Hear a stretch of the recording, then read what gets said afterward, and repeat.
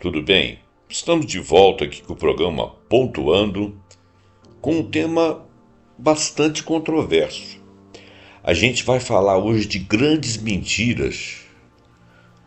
De grandes mentiras, nós selecionamos apenas 23 mentiras, ou talvez 24, porque algumas se distribuem em mais de uma, mas são mentiras que o senso comum, as pessoas de uma maneira geral, as reportagens, até os analistas costumam acreditar. Eu digo analistas, não aqueles embasados na ciência, mas pessoas que pegam as instruções, leem na internet ou recebem prompts, recebem scripts e professam aquilo que está escrito ali sem argumentar e sem fazer um pensamento crítico, ou melhor, sem se basear na ciência. Porque o título é As 23 grandes mentiras em que acreditamos, mas que a ciência já desmentiu, já provou que não é verdade. Bom, alguns são de várias esferas, né? Tem psicologia, tem a saúde, tem a economia. O principal é a economia, a política, a geopolítica, as crenças de parte a parte, o senso comum e algumas outras que nós não colocamos aqui, embora a pesquisa tenha listado. Então, digamos assim que nós poderíamos partir aqui para 30, 40 grandes mentiras. Nós pegamos 23 porque achamos que eram mais, vamos dizer, representativas, mais do dia a dia. Bom, então eu fiz um artigo, ele está longo, eu espero que o podcast não fique muito longo. Antes de mais nada, deixa seu like, deixa seu comentário se você achar por bem, compartilhe esse vídeo e assine o canal se você for novo por aqui. E vamos lá. Então, esse presente artigo, lido aqui em podcast e comentado, reúne 23 ideias amplamente difundidas em diversas esferas sociais, dentro da política, da medicina, da psicologia, da economia, entre outros, que foram comprovadamente desmentidas por evidências científicas ou, no mínimo, não foram referendadas pela ciência. Ao examinar essas crenças à luz de estudos revisados por pares, buscamos fomentar o pensamento crítico e a disseminação do conhecimento baseado em evidências. Essa é a minha ideia. Existem muito mais mentiras que seriam ótimos que nós estivéssemos discutindo aqui. E a minha discussão aqui é uma discussão algo superficial, né? Se você quiser uma literatura embasada, que tem várias referências, eu vou ler muito superficialmente essas referências, porque são nomes que a gente não tem assim o livro aqui na frente para falar tudo a respeito do livro, e às vezes são livros que não são traduzidos para o português, mas são as referências da pesquisa. Então eu vou falar das referências, mas eu sei que vai ficar uma coisa assim meio en passant, mas é referenciado, tá? São autores dentro da ciência, que é assim que eu fiz a pesquisa nesse formato. Bom, vamos começar para a gente não ficar perdendo muito tempo. Primeiro, usamos apenas 10% do nosso cérebro. Tem até uma música que canta assim: nós usamos apenas 10% do nosso cérebro, animal, bobagem. Bobagem, da nossa mente animal, bobagem. A área seria a psicologia ou a neurociência. O resumo da evidência. Estudos da neuroimagem demonstram que praticamente todas as áreas cerebrais têm alguma função conhecida e estão ativadas em diferentes momentos, inclusive durante o repouso. Quando nós estamos em atividade, todas as áreas do cérebro estão funcionando. Ah, mas é em qualidade. Não, a ciência não tem meios de provar nada além disso, a não ser pelos exames de imagem, que existe ativamento total da nossa mente. Ah, nós podemos ampliar isso. E isso aí tem a ver com o cérebro, tem a ver com tamanho, tem a ver com quantidade de neurônios, tem a ver com função do neurônio. Isso é uma outra conversa. O que nós temos atualmente, cerebralmente falando, nós usamos tudo. Então, essa é talvez uma das mentiras mais persistentes. Olha bem, nós acreditamos, tem gente que tem a ideia de que o potencial do cérebro é vasto e é inexplorado. Isso é sedutor. Talvez outras circunstâncias da mente humana, expansão da mente, nos torne mais clareados, mais profundos, alguma coisa assim, mais estudados e tal. Mas o nosso cérebro, a nossa mente, quando nós estamos usando no atual estágio que a humanidade está, nós usamos totalmente a mente. Então, nós acreditamos que a maior parte do nosso cérebro permanece inativa e que poderíamos alcançar capacidades extraordinárias se apenas aceitássemos que existe uma área adormecida. Bobajada danada. A verdade científica é o seguinte: através de diversas técnicas de neuroimagem, como por exemplo ressonância magnética funcional, tomografia por emissão de pósitron, os cientistas demonstraram que todas as áreas do cérebro estão ativas, mesmo durante tarefas mais simples. Lesões em qualquer parte do cérebro levam a déficits específicos, o que não ocorreria se grandes áreas fossem redundantes, né? Se elas estivessem ali de bobeira. Estudos de metabolismo cerebral mostram que a atividade é em torno do órgão. Exemplo: pacientes que sofrem acidente vascular cerebral, que são os AVCs, e que perdem, por exemplo, a função da fala, a afasia, que é chamada de afasia, demonstram como uma área específica do cérebro, que é a área de Broca, que eles chamam, é essencial para a capacidade. Se 90% do cérebro fosse inativo, danos em uma pequena porção não teriam um impacto tão significativo, né? Então aqui tem uma série de referências dentro da medicina, dentro da biologia. Eu vou só falar os nomes: K.S. Lashley, Hausel Herculano e Minton, M.A. Minton e Rachel. Bom, segunda bobagem que se crê: beber 2 litros de água por dia é essencial para a saúde. Por que é e por que não é? Vamos ver. A recomendação de ingerir 2 litros de água geralmente é tratada como uma regra universal. A verdade é que a gente tem uma necessidade hídrica que varia conforme a dieta, o clima, o metabolismo e varia até com o tamanho da pessoa. Muita água pode até causar hiponatremia, quer dizer, você começa a perder cálcio. Alimentos como frutas e sopas também contribuem para a hidratação. Aliás, você, quando faz ingestão de alimentos, você ingere uma boa quantidade de água também através do alimento. Agora, existem pesquisas que dizem que no momento de calor, dependendo do esforço físico que você está fazendo, que você precisa de mais água. Então, 2 litros de água depende de metabolismo, depende da dieta que você consome, depende do clima que você está submetido, depende da sua demanda corporal, da sua atividade, ok? Impacto: indústrias de água engarrafada, claro que lucram com esse mito e vive dizendo as pessoas saem agora com garrafinha de água tomando aí. Eu sou contra? Não. Só que às vezes eu acho um pouco bobagem, quando você pega uma coisa assim e fica virando modinha, sabe? Não, porque eu me hidrato, pai e tal. Pô, de repente você nem precisa de tanto aquilo. O pessoal gosta muito de modinha, né? Coisa séria ninguém pensa, mas coisa que não vale nada, que passa por aí, todo mundo aceita. Eu estou errado? Não, eu não estou nem certo nem errado. Eu estou achando que as pessoas tinham que ter um pouco mais de pensamento crítico, né? Eu cobro isso de mim toda hora.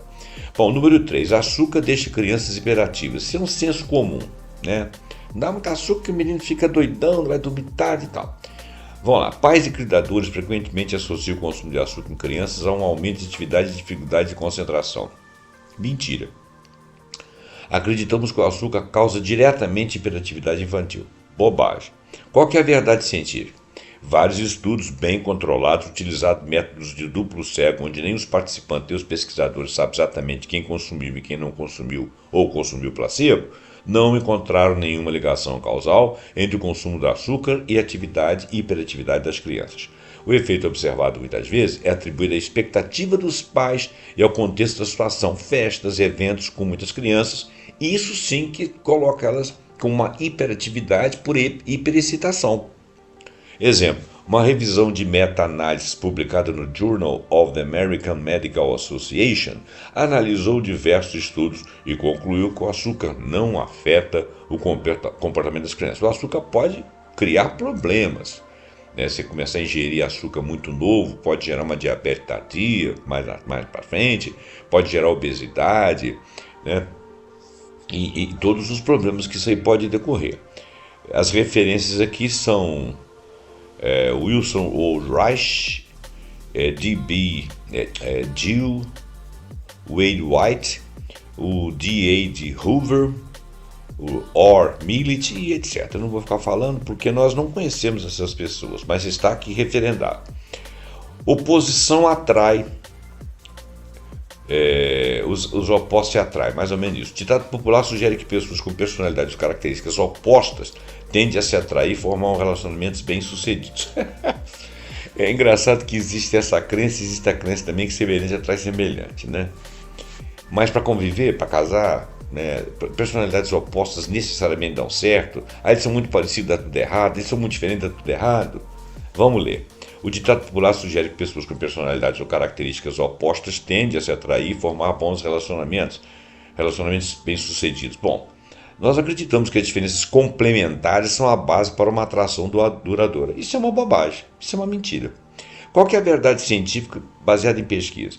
A vasta maioria das pesquisas em psicologia social demonstra que a similaridade é um preditor muito mais forte de atração e satisfação em relacionamentos. A similaridade, não é igualdade, similaridade. Nós temos personalidades idênticas, não, mas não necessariamente não vai dar certo.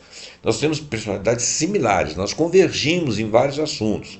Agora, somos opostos em muitos assuntos, os opostos se atraem. Não.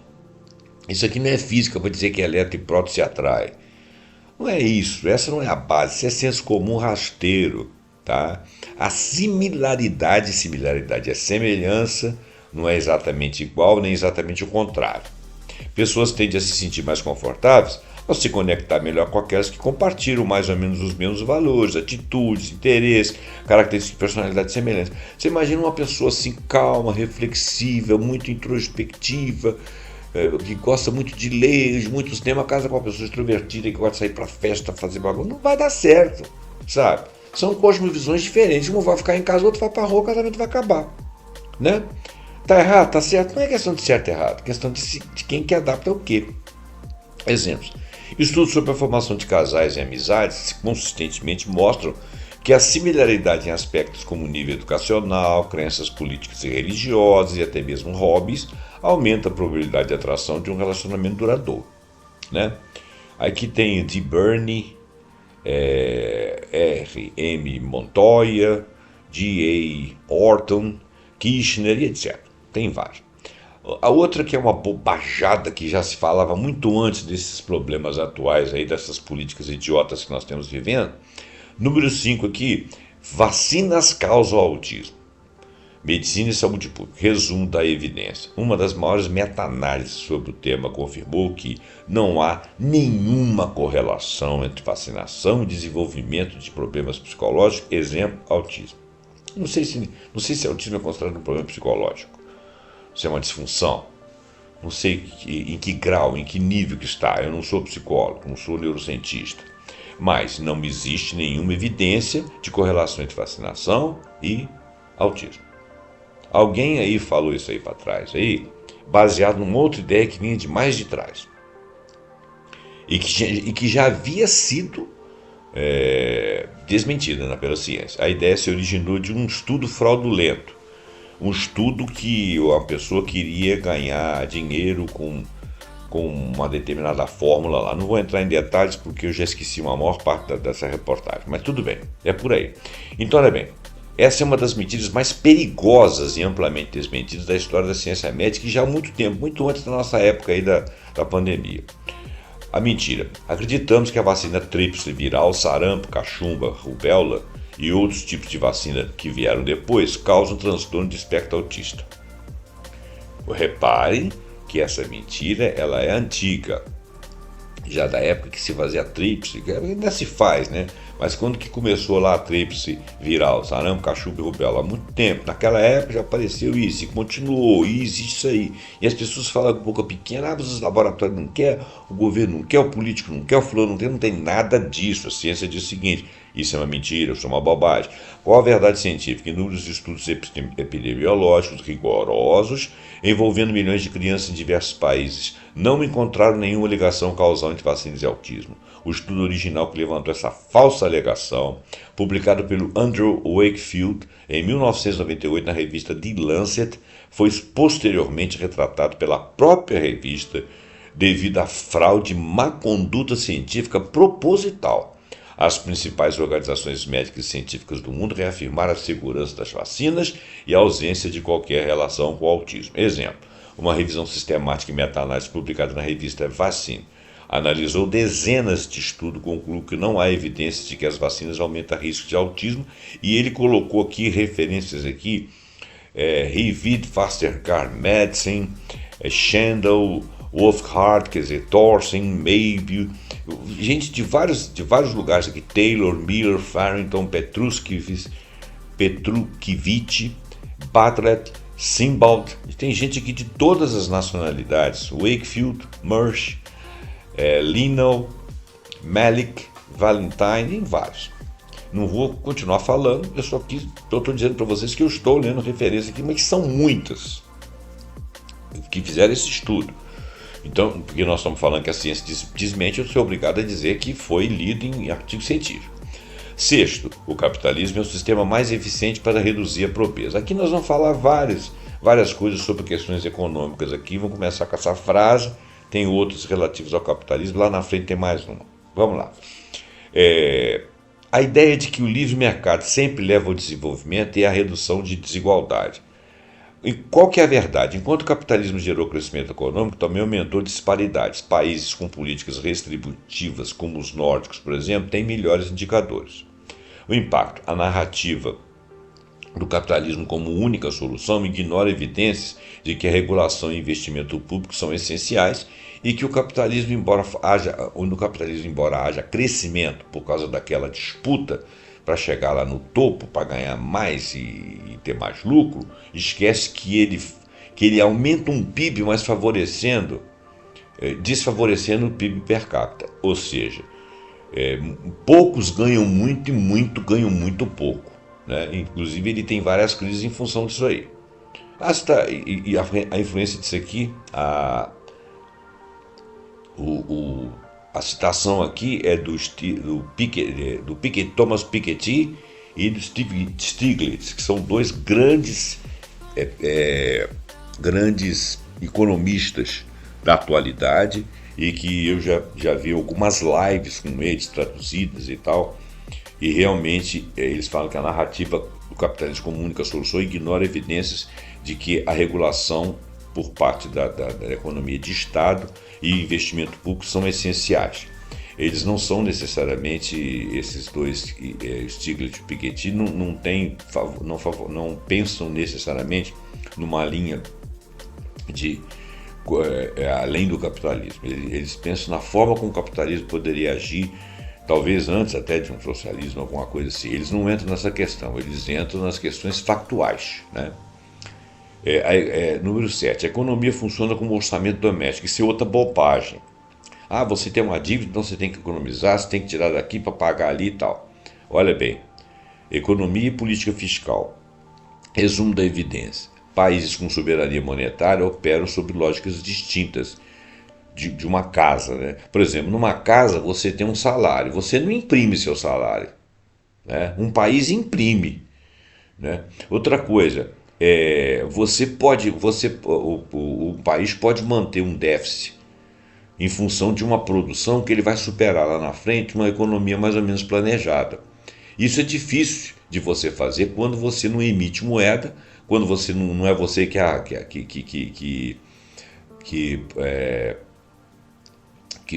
comanda, que diz qual vai ser o seu salário não está sob o seu comando, né? Mesmo se você for empresário, porque isso aí depende do que você está conseguindo. Então, a economia dos estados, a economia como um todo, a economia geral, ela não funciona por orçamento doméstico. O orçamento doméstico é uma economia privada, economia específica. Você trabalha e vive de acordo com o seu salário. Tá? Então, a economia funciona como orçamento doméstico. Não é verdade. Quando falar isso, estão mentindo, estão querendo... aqui no Brasil tem muito esse negócio de privilegiar o pagamento da dívida pública, porque a dívida pública é securizada e tal. Não, porque se você deve, você tem que pagar. E com isso a economia não cresce e você só paga a dívida pública. Só que a dívida pública é de grandes poupadores que têm um dinheiro improdutivo lá dentro, e ganham dinheiro sem produzir nada. Enquanto você está trabalhando, está produzindo. E está produzindo para poder botar dinheiro para o orçamento governamental e o orçamento governamental ter quase 50% destinado à dívida pública. É uma coisa bastante... um estudo profundo demonstra que isso aí é realmente manipulado, isso aí provoca uma desigualdade imensa e protege setores muito ricos da sociedade. Bom, vamos parar por aí, porque senão fica muito grande. As fontes aqui são S. Kelton, o Deficit Myth da Public Affairs, e inclusive não as evidências aqui não vêm de sites nacionais, vêm de economistas internacionais. 8. O livre mercado é sempre a melhor solução, mais ou menos na linha lá de cima das questões de que o capitalismo é um sistema eficiente, que acaba com a pobreza, que o orçamento funciona como orçamento doméstico. O livre mercado é sempre a melhor solução. O que significa o livre mercado? Que não existe mão do governo e tal. Bom, em debates econômicos e políticos, frequentemente se argumenta que a intervenção mínima do governo e a liberdade total para o Estado é o melhor que pode acontecer. Olha só, vamos ver isso aí. Vamos vendo aqui, então, começando ali aqui, desculpa, eu perdi aqui pelo que atrasado. Então vamos lá. Em debates econômicos e políticos, frequentemente se argumenta que a intervenção estatal, que seria o ideal, a mínima intervenção estatal e liberdade ao mercado, que isso leva aos melhores resultados para a sociedade. A grande mentira nós acreditamos que um mercado completamente livre, sem regulamentação ou intervenção estatal, é sempre a forma mais eficiente e justa de alocação de recursos. E, inclusive, coloca-se uma interrogação quando o Estado começa a gerir, mexer na economia e querer dizer para ele, que fala que tem corrupção, desvio de verba. Olha, a corrupção existe em qualquer situação, em qualquer estado do mundo, comunista, socialista, capitalista, com empresas estatais, sem empresas estatais, dentro de teocracias, em qualquer lugar do mundo sempre teve corrupção. Esse papo de que o fulano está entrando lá para acabar com a corrupção, normalmente é uma maneira de você paralisar o Estado, você dá sequência a grandes grupos econômicos, a licença para os grandes grupos econômicos abraçarem e engolir a nossa economia, principalmente contra os grupos estrangeiros. Então, isso é uma mentira. Qual que é a verdade da teoria econômica, a verdade científica? A teoria econômica reconhece, obviamente, falhas de mercado, situações em que o livre mercado por si só não vai levar a resultados ótimos. Ao contrário, o Estado tem que estar sempre olhando para o mercado.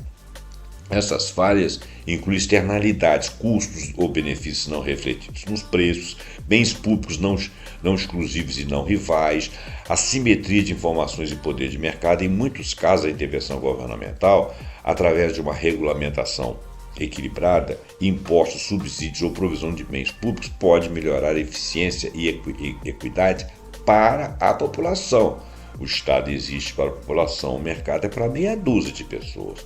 Você não é o mercado. Enquanto você está trabalhando, mesmo quando você tem um boteco na esquina, você não é mercado, tá?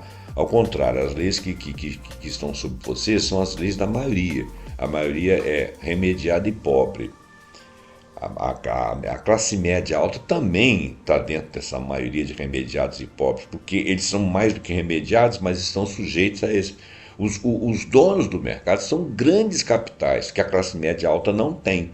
Então não tem por que fazer essa defesa, né? Quando você tem um plano de saúde, por exemplo, você paga uma baba de plano de saúde. Quando você está numa mesa de cirurgia, uma parte da sua cirurgia é bancada pelo SUS, quer você queira, quer você não queira, porque é lei. Não pode parar a sua cirurgia e dizer assim, nós só podemos ir até aqui, porque o plano de saúde só paga até aqui, daqui para frente é o SUS. Claro que não, e você nem fica sabendo disso, tá bom? Então o Estado está ali.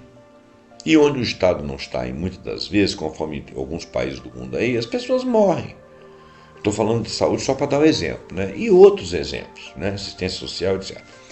Exemplos. A regulamentação ambiental é necessária para internalizar as externalidades negativas da poluição que não seriam adequadamente consideradas em um mercado puramente livre. Óbvio. Já visto o que está acontecendo na América do Norte agora, que estão querendo liberar tudo lá. Não pode ter essas amarras e tal. Isso aí atrapalha a economia, quer dizer, atrapalha o ganho de meia dúzia que até o final da vida deles querem viver nababescamente, o que ficar por aí que exploda. Essa que é a ideia. A provisão de educação pública, por exemplo, garante acesso a um bem essencial que pode ser superofertado pelo mercado. O mercado quer lucro. Ele não vai fazer pensamento social. Não existe mecenas no mercado. Esse negócio de mecenas era uma coisa antiga e também devia ganhar o dele lá, né? Tá ok? Tem várias referências aqui, o próprio Strickler, tal de Making e uns outros aqui. Bom, dentro dessa ideia aqui tem uma outra. O comunismo matou 100 milhões de pessoas. Porque não... Olha só, por que isso não é verdade? Olha bem, o comunismo, morreram milhões de pessoas porque o comunismo existia em países pobres, né? E em países ricos, capitalistas não acontecia, em países socialistas não acontecia.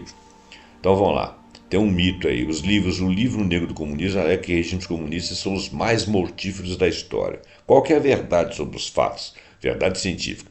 Esses números incluem fomes naturais, guerras e mortes atribuídas sem metodologia rigorosa, sem saber se essas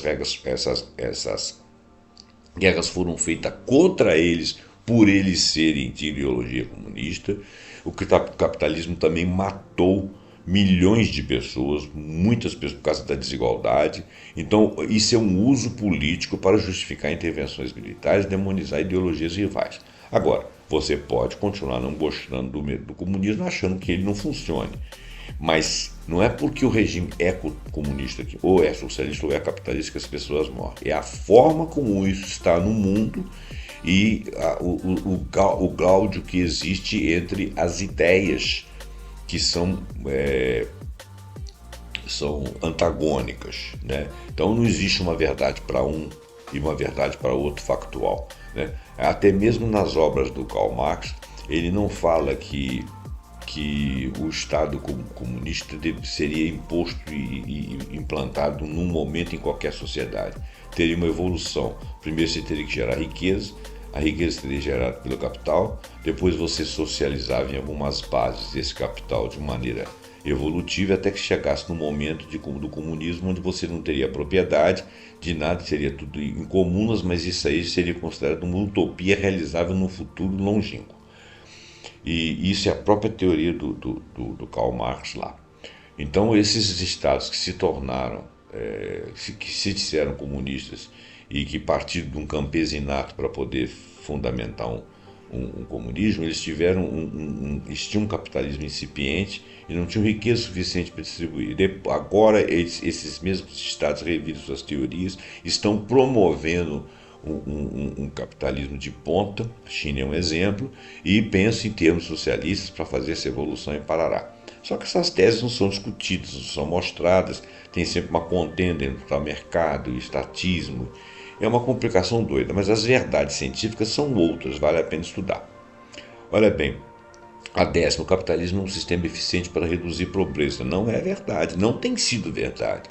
Isso é um mito. A ideia de que o livre mercado sempre leva ao desenvolvimento e à redução da desigualdade é uma bobagem. Porque, vamos ver por quê.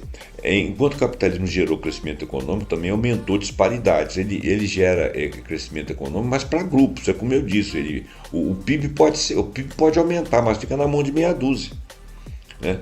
Países com políticas redistributivas, como por exemplo os países nórdicos, têm melhores indicadores sociais. Isso são teses do Stiglitz e do Piketty, nós já falamos sobre isso. Tá. Beber 2 litros de água por dia é essencial à saúde.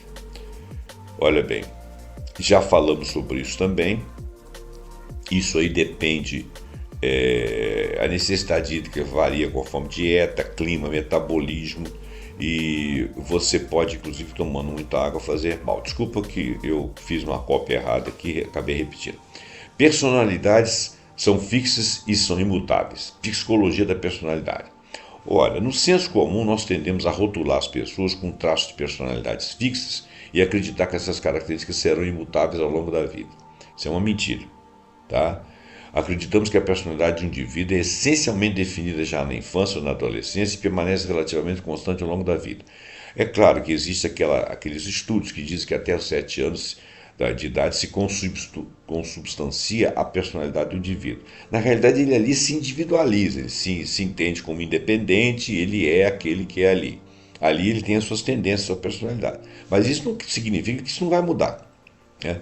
Qual que é a verdade científica que a ciência estudou? Embora a pesquisa em psicologia da personalidade demonstre uma certa estabilidade de traços ao longo do tempo, também evidencia a possibilidade de mudança e desenvolvimento da personalidade, especialmente respostas às expectativas e experiências de vidas significativas. Psicoterapias, por exemplo, esforços conscientes de mudança de ambiente, um casamento, uma relação com outras sociedades, tudo isso altera a personalidade do indivíduo. O modelo de 5 grandes fatores, que é chamado Big Five, da personalidade, por exemplo, embora enfatize a estabilidade, não descarta a plasticidade da personalidade, né?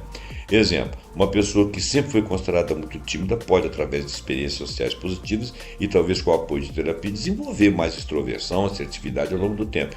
Eu, por exemplo, que sou professor e que fui durante muitos anos, eu me lembro de ter alunos que eram bicho do mato, eles quase não conseguiam olhar para o seu rosto e falar. Hoje, eles são pessoas que param com você na rua, falam ativamente, falam com franqueza, se posicionam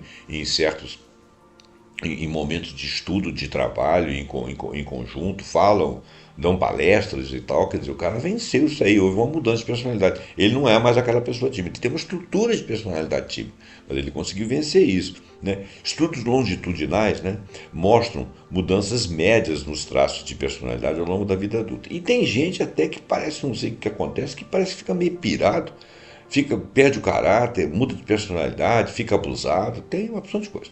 Aqui tem os estudos de Vic Bauer, de Walton, McCrae e um outro caboclo aqui que eu não sei falar o nome. Bom, terapias de conversão para mudar a orientação sexual. Isso aí que é uma bobajada danada. Psicologia ou medicina. Grupos, indivíduos ainda promovem terapias de conversão com o objetivo de mudar a orientação sexual de LGBTQIA+. Mentira. Acreditamos que a orientação sexual é uma escolha e que as terapias podem efetivamente alterá-la de homossexual ou bissexual ou aquela outra ideia lá do transgênero, que isso pode ser modificado por terapias. Isso é uma bobagem. Isso não é uma escolha, o camarada nasce assim. Ninguém ia escolher nascer diferente, querer outra coisa, que todo mundo ficasse olhando para a cara dele, principalmente para uma sociedade como a nossa ainda é.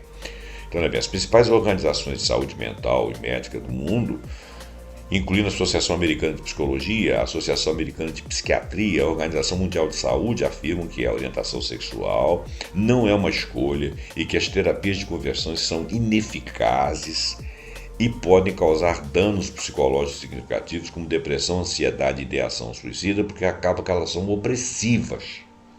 Porque de cara você está fazendo tratamento porque alguém está te chamando de errado, né?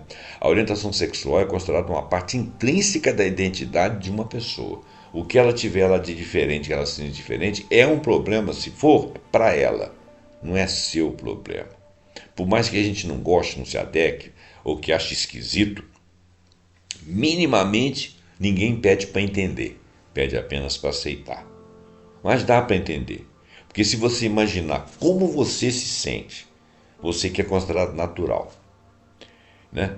Como você se sente? E se alguém disser que você não pode ser daquele jeito, como que você se sentiria? Não é muito difícil você ser empático, né? Como que você se sentiria se alguém dissesse que a sua orientação está errada, que você não deve fazer dessa forma, né? Então, a pessoa nasce desse jeito, ela não fez essa opção. Exemplo, não há estudos científicos rigorosos que demonstrem a eficácia de terapias de conversão. Em vez disso, pesquisas relatam consistentemente os danos associados a essas práticas na psicologia da pessoa.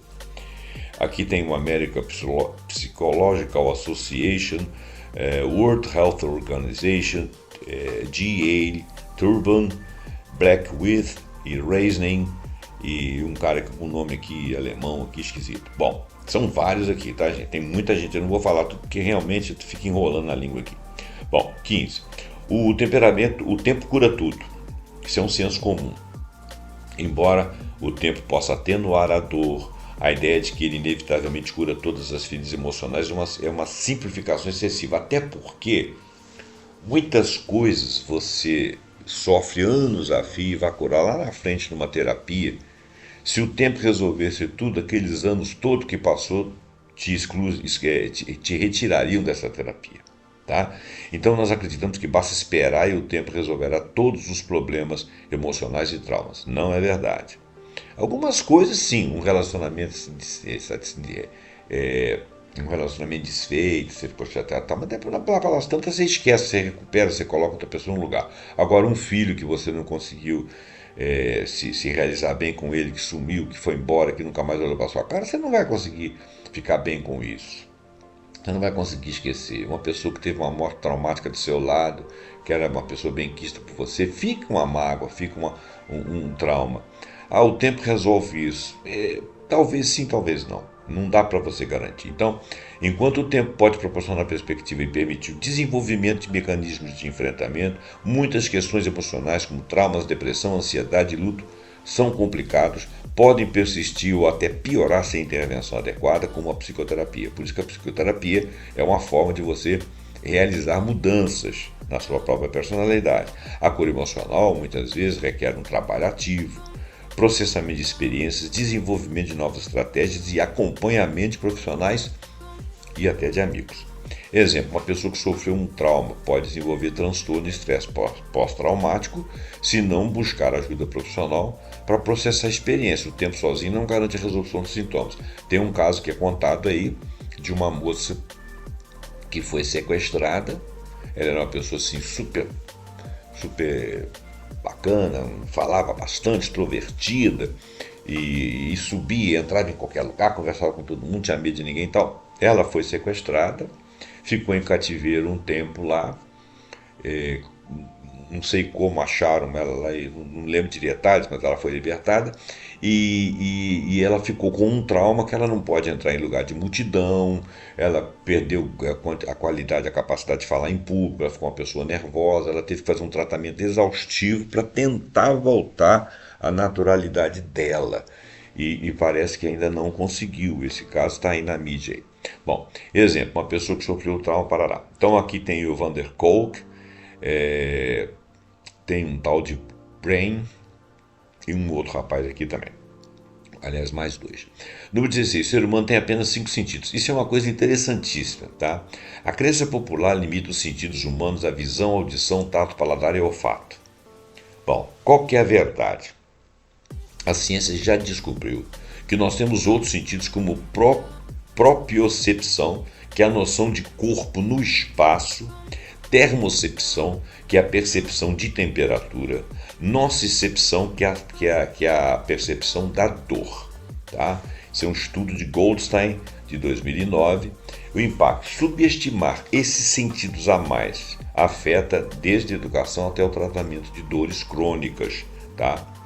Bom, cortar o glúten emagrece e faz bem à saúde. Cuidado! A moda das dietas sem glúten para não celíacos, porque quando o cara é celíaco, ele não pode comer o glúten. Agora, quem não é, qual que é a verdade? Para quem não tem doença celíaca, evitar o glúten não traz benefícios e pode reduzir fibras da dieta. Isso é um estudo de Leopold, de 2017, e de um outro rapaz aqui. Impacto: a indústria de alimentos gluten-free, ou seja, aquelas que já tiram o glúten de uma vez, lucra com esse mito, que fica parecendo, é mais natural, você não tem glúten. Não, quem não pode comer glúten é quem tem problema de doença celíaca. Por exemplo, se você tem uma debilidade renal, né, seu rim não funciona direito, o excesso de proteína, a proteína natural que as pessoas comem no dia a dia, para essa pessoa que tem insuficiência renal, é complicada, porque a proteína ele exige um trabalho muito grande do rim, tá certo? Agora, se você é uma pessoa normal e não come excesso de proteína, você tem uma dieta normal de proteínas, tá certo, tá tudo ok, não tem problema da proteína, né? Talvez tenha problema com a origem da proteína que você está comendo. Bom, 18. Homeopatia funciona. Bom, olha bem. Isso aqui é uma tese muito esquisita porque é colocada como mentira aqui. Eu não vou discutir a veracidade, tá? Eu particularmente, José Roberto, faço uso de algumas que são chamadas de homeopatias, mas elas não são, na realidade, homeopatias, porque eu compro no lugar de homeopatia, mas aquilo ali é um fitoterápico. Porque tem lá algumas plantas que eu conheço, tá? Mas será que é homeopatia mesmo? Aquela que é homeopatia, será que ela funciona? Eu vou ler aqui, se você não acreditar bem, se você acreditar bem, se você ficar com raiva, desculpa. Né? Se você faz uso, eu não vou dizer para você parar de usar, eu vou ler o que a ciência está trazendo aqui. E eu selecionei aqui um tempinho aqui para falar sobre isso, porque algumas coisas que falam da homeopatia realmente não dá para você ter comprovação. Olha só. Terapia, seria uma terapia alternativa. Resumo de evidências. As revisões sistemáticas e meta-análises mostram que a homeopatia não apresenta eficácia superior ao placebo para qualquer condição clínica. Eu espero que tenha sido feito estudos exaustivos. Então ele cita aqui 2 estudos do National Health and Medical Research Council da Austrália e um outro aqui no outro lugar aqui. Os que acreditam na homeopatia afirmam que seu princípio de cura fundamental é a lei dos semelhantes. Em latim, simila similibus currentus. Bom, que pode ser traduzido como semelhante cura o semelhante. Vamos ver. De acordo com esse princípio, uma substância que causa certos sintomas em uma pessoa saudável pode curar sintomas semelhantes em uma pessoa doente. Não é exatamente essa a ideia da homeopatia, não. Não é bem essa ideia, não. A ideia é que a administração de uma dose mínima da substância que provoca os sintomas da doença pode estimular o próprio organismo a reagir e se curar. A ideia que eu conheço, né, se você não concordar comigo, fique à vontade, é o seguinte: você introduz um mínimo daquela substância no organismo para que haja uma reação, o organismo detecte, ele saiba trabalhar com as quantidades variáveis. Então, se você tem uma alergia, você administra uma similaridade daquilo que provoca você alergia, o seu organismo começa a se preparar com doses mínimas do que ele começa a se preparar, e lá na frente ele consegue reagir, né? Isso é um pouco o princípio da vacina. Quando você coloca lá dentro pedaços de um vírus, aí já é o sistema imunológico, reconhece aquele micro-organismo e ele já fica com a memória daquilo e vai atacar. Então a ideia é essa. Agora, essa ideia de memória, essa ideia de similaridade, é que a ciência não está conseguindo provar para efeitos de cura mais diversificados. Então, além dos semelhantes, os princípios são frequentemente associados à prática da homeopatia. Experimentação no homem sadio, que é a patogenesia. Os efeitos das substâncias medicinais são estudados em pessoas saudáveis para identificar os sintomas que elas são capazes de produzir. Esses sintomas constituem a tal patogenesia do medicamento. Dose mínima é que chegaria nos limites da infinitesimalidade. Os medicamentos homeopáticos são preparados através de processos de diluições sucessivas até que no final não se creia haver qualquer molécula ali daquela substância. Medicamento único. Em geral, prescreve-se um único medicamento homeopático a cada vez, escolhido com base na totalidade dos sintomas apresentados pelo paciente, considerado não apenas os sintomas físicos, mas também os emocionais e mentais.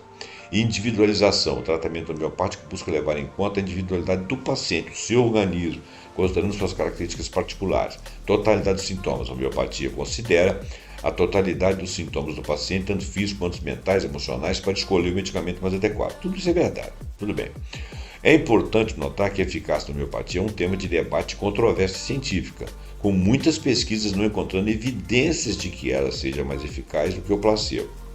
Em homeopatia, tem um lance lá que fala de memória da água. Refere-se a uma suposição de que a água pode reter propriedades da substância que nelas foram diluídas, mesmo após a remoção dessa substância através das diluições sucessivas. Essa teoria foi popularizada por Jacques Benveniste nos anos de 1980, que sugeriu que a água faz uma leitura das informações da substância e as mantém à forma de uma memória, mesmo depois das diluições, e o organismo reconhece nessa memória uma substância qualquer e passa a ficar ativado. Então, o termo memória da água refere-se à suposta capacidade da água reter informações e propriedades da substância que nela foram absorvidas. A água ou um outro recipiente qualquer teria uma memória, mesmo depois dessa substância ter removido através da diluição. Apesar de não ter um cérebro como o nosso, algumas pessoas, algumas teorias dizem que a água retém isso aí. Essa ideia da memória é rejeitada pela comunidade científica porque não há evidências científicas que suportem por que a água, como uma molécula, não tem uma complexidade de armazenamento de informações. Bom, então olha bem, então são duas coisas aí, a memória da água e a infinity do recipiente, que depois das diluições marcaria aquilo ali como vamos dizer assim, um formato molecular que lembrasse aquela molécula que agride o organismo ao receber aquele que é uma coisa inócua e não está agredindo efetivamente, tem um formato que desperta o organismo. Essa seria a essência da homeopatia. Se você acreditar bem, se você acreditar não amém, se você não gostar, me perdoa. As pessoas têm lado esquerdo e direito do cérebro dominante, ou é dominante esquerdo ou dominante direito. Eu sempre ouvi falar sobre isso. Resumo da evidência: o cérebro funciona de maneira interconectada. Pesquisas com neuroimagem mostram que não há hemisfério dominante em termos funcionais generalizados. Os hemisférios trabalham igualmente, assim como nós temos a capacidade cerebral toda em atividade se for necessária. O capitalismo de livre mercado gera igualdade de oportunidade. Isso aí eu poderia ter ido lá em cima. Resumo e evidência: a concentração de riqueza tende a aumentar em sistemas de mercado livre sem políticas redistributivas. Por quê? Porque o capitalista, o endinheirado, o que retém a grana, o que acumula, ele não vai distribuir, porque ele não tem função social. Se não houver uma lei que diz para ele que ele não pode guardar tudo para si, ele não vai fazer isso. Tá? Por quê?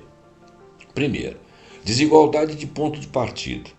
Herança e capital inicial. Em um sistema capitalista, riquezas e ativos podem ser herdados, né? O pobre herda a pobreza, o rico herda a riqueza. Então mantém sempre essa má distribuição. Indivíduos nascidos em famílias com mais recursos financeiros têm vantagens significativas, têm um ponto de partida. Capital e cultura social. Além do capital financeiro, famílias com maior nível de educacional e melhores redes de contato proporcionam aos seus filhos um capital cultural e social que facilita o acesso a melhores oportunidades, né? Educacionais, inclusive profissionais, culturais. Então o outro não tem isso, então ele não sai, não tem mobilidade social. Concentração de riqueza e poder, tendência à monopolização. Mercados livres podem tender a concentrar o poder econômico em poucas empresas e poucas pessoas. E essas pessoas passam a ter o quê? Influência política. Falhas do mercado. As externalidades negativas do livre mercado sempre internalizam todos os custos de produção e consumo como poluição. Isso pode afetar desproporcionalmente comunidades mais vulneráveis, limitando suas oportunidades de saúde e de bem-estar, né? Os bens públicos subprovisionados, bens essenciais como educação básica, de qualidade, saúde pública e infraestrutura, podem ser subinvestidos em um mercado puramente livre. Quer dizer, se você privatizar a saúde pública, se você privatizar a educação pública, o empresário só pensa no lucro, a empresa pensa no lucro. Quer dizer, ela vai deixar de assistir alguns indivíduos que não puderem ter acesso àquilo ali, porque ela não tem uma função social, eles têm uma função de lucro, né? Então isso gera uma dominação sistêmica. Começam a aparecer os preconceitos raciais, de gêneros e outros, e as desigualdades salariais. Acesso desigual a recursos essenciais, falta de qualidade de educação e falta de qualidade de saúde. Em resumo, enquanto o capitalismo de livre mercado pode incentivar a inovação, eficiência e crescimento econômico, ele jamais garante a igualdade de oportunidades. Isso aí tem que ser uma tarefa de Estado. O Estado tem que estar o Estado foi eleito exatamente para cuidar do indivíduo. Vamos lá. Mente e corpo são separados. Ora, a mente e o corpo não são separados. A psiconeuroimunologia mostra que os processos mentais influenciam diretamente as funções fisiológicas como o sistema imunológico. Inclusive, existe a famosa somatização. Então, uma coisa não tem nada a ver com a outra, é errado. Essa crença de que o corpo e a mente são separados, o corpo é baixo, o corpo é ruim, o corpo é peste, a mente não, a mente é pura, a mente é alma, nada disso. Isso inclusive é uma tese de Adler. Vamos lá. 22. Criminalidade se resolve com mais policiamento e punições severas. Ora, até por causa da falta de oportunidades. Estudos mostram que políticas sociais e educacionais têm mais impacto na redução de criminalidade do que as medidas punitivas. Se você não fizer medidas profiláticas, se você não se antecipar, não educar, não não cuidar, não tratar das pessoas, elas vão se marginalizando. E aí, você só ter a punição, se você não cuidou lá atrás, você tem sempre geração de problemas. É a mesma coisa que você só pensar na doença e no remédio que você tem. Tem que ter mais remédio. Você não cuidou lá atrás da geração da doença. Então, ó, tem fatores socioeconômicos, a criminalidade está ligada à pobreza, desigualdade, falta de oportunidades educacionais, de emprego, problemas de saúde mental, dependência química, fatores culturais e comunitários, normas sociais, falta de coesão comunitária, exposição à violência, né? Medidas, o foco na consequência e não na prevenção, né? As medidas reativas, quer dizer, você reage ao que acontece, né? O ideal seria você ter a prevenção primária, investir em educação, qualidade, programas sociais para jovens, conseguir condição das pessoas aprenderem um ofício, trabalharem ali, terem estudo para isso, se sentirem valorizadas, né, melhorar a sua comunidade, quer dizer, deslocamento de local e da essência do crime naquele local, aumento de policiamento em uma área pode simplesmente deslocar a atividade criminosa para outro local. Impacto desproporcional em comunidades marginalizadas. O policiamento excessivo pode levar a práticas discriminatórias em determinadas comunidades. Quer dizer, você tira liberdade, trata pessoas boas como bandidos, custos elevados, né? Manter um grande aparato policial e sistema prisional superlotado gera custos financeiros proibitivos, significativos, em detrimento de uma profilaxia em que esses recursos poderiam ser mais bem aproveitados e gerar coisas melhores, né? Então, as punições, elas têm uma eficácia limitada. A pesquisa sugere que a certeza da punição, ou seja, a probabilidade de ser pego, é um fator de dissuasão mais eficaz do que a severidade da punição, né? Se o criminoso não acredita que serão pegos, o rigor da pena tem menos impacto. Impulsividade e racionalidade limitada. Muitos crimes, especialmente os violentos, são cometidos por impulso ou sob influência de álcool e drogas. Quer dizer, a prevenção pode melhorar isso aí. Reincidência, punições severas, especialmente de prisão, pode ter um impacto negativo na ressocialização e aumentar a probabilidade de reincidência. Por quê? Porque ali dentro tem uma escola de bandidos, né? As medidas mais eficazes são policiamento comunitário, focar na construção de relacionamentos de confiança entre política e comunidade, justiça restaurativa, se envolver vítimas, ofensores e comunidades na busca de soluções que reparem o dano causado pelo crime, programas de reintegração, oferecer apoio para ex-presidiários, intervenções precoces e investir em programas para crianças e jovens em risco, oferecendo apoio familiar, educação, qualidade e oportunidade de desenvolvimento para prevenir envolvimento de atividades criminosas no futuro, né? Ou seja, o policiamento e punições, ele tem um papel no sistema de justiça, no sistema criminal, mas confiar apenas que ele resolve o problema, não, ele não vai resolver o problema, ele é um paliativo necessário, mas o ideal é a prevenção. 23ª, a felicidade depende apenas de atitude mental. Olha só, embora a saúde mental desempenhe um papel crucial na nossa experiência de felicidade, acreditar que ela é o único fator determinante é uma visão simplista, tá? Nossas necessidades básicas não atendidas, por exemplo, como fome, falta de moradia, insegurança física, ausência de acesso a cuidados de saúde, são realidades que impactam profundamente o bem-estar, né? Então, e isso impacta na sua sensação de felicidade. Condições de vida diversas, viver em um ambiente de violência, pobreza, discriminação, opressão, limita severamente as oportunidades e gera estresse. Eventos traumáticos, né? Perdas significativas, doenças graves, abusos de outros traumas podem ter impacto profundo na saúde mental e daí não tem felicidade, né?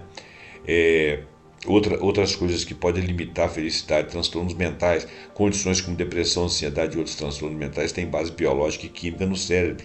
Ninguém é feliz quando a pessoa tem uma depressão que tem uma base química. Não adianta você ficar dando conselho para ela. Ela tem um problema fisiológico que faz com que o psicológico dela fique embaixo. Fatores genéticos, neuroquímicos, né? Condições físicas, doenças crônicas, por exemplo. É importante lembrar que nós somos seres sociais, nós somos seres que precisamos de qualidade nos nossos relacionamentos e que isso tem impacto no nosso bem-estar. Que nós temos que ter noção de comunidade, sensação de pertencimento, sentir algo de maior em estar com os outros, ser valorizado, né? Ter uma profissão, ter reconhecimento, né? A necessidade de propósito, né? Além do hedonismo, a felicidade duradoura geralmente envolve mais do que apenas sentir-se bem no momento. É encontrar propósito e significado na vida, seja através do trabalho, das paixões, dos relacionamentos, das contribuições para a sociedade. Tudo isso leva a um ideal de felicidade, né? Complexidade da experiência humana. Existem emoções negativas diante da vida, né? Tem coisas que é negativo para você, não é para mim, e vice-versa. Então, não dá para você suprimir os desafios trazidos pelas perdas, pelos momentos de tristeza, raiva, frustração. Às vezes você perdeu um bom emprego, às vezes você discutiu com a pessoa errada no momento errado e aconteceu uma coisa horrorosa, né? Não dá para suprimir essas emoções, né? Então, embora a atitude mental positiva seja uma ferramenta poderosa e valiosa para lidar com desafios da vida e cultivar a felicidade, ela não opera no vácuo. Então, esse simplismo de que basta você ter uma atitude mental, não. Tem todo um complexo de coisas que realizam a felicidade das pessoas, dos cidadãos, em qualquer faixa etária, em qualquer comunidade, em qualquer tipo de pessoa, etnia, seja lá o que for, né? Não dá para resumir assim. Bom, enfim. Esse podcast quis estimular o pensamento crítico e a revisão contínua de crenças populares à luz de evidências empíricas disponíveis. Muitas chamadas verdades, entre aspas, amplamente aceitas, são mitos sem fundamentação científica. É fundamental reconhecer que a ciência é um processo contínuo de investigação e revisão. E novas evidências podem surgir e levar a uma compreensão mais refinada do mundo. No entanto, as mentiras que exploramos aqui foram extensamente investigadas e refutadas, porque nós deixamos aqui todas as referências de pesquisa, né? E no final aqui ainda apareceu aqui Scientific American, Universidade Press Harvard, The Effect of Sugar Behavior Cognition in Children, do autor aqui, Will Reich, e Adverse Health Effects Marijuana Use. Isso aqui eu ia falar da maconha, mas acabei não falando porque achei demasiado. Bom, gente, nós ficamos aí com um podcast muito extenso, né? E eu espero que você faça um bom proveito disso aí, as 23 grandes mentiras em que acreditamos e mais, né? Muitas outras, e que a ciência já desmentiu. Muito obrigado pela sua atenção. Espero que você tenha gostado desse podcast. Desculpa a rapidez das leituras e das falas, dos comentários. Até o próximo programa pontuando com algum assunto que nós acharmos muito interessante. Até lá.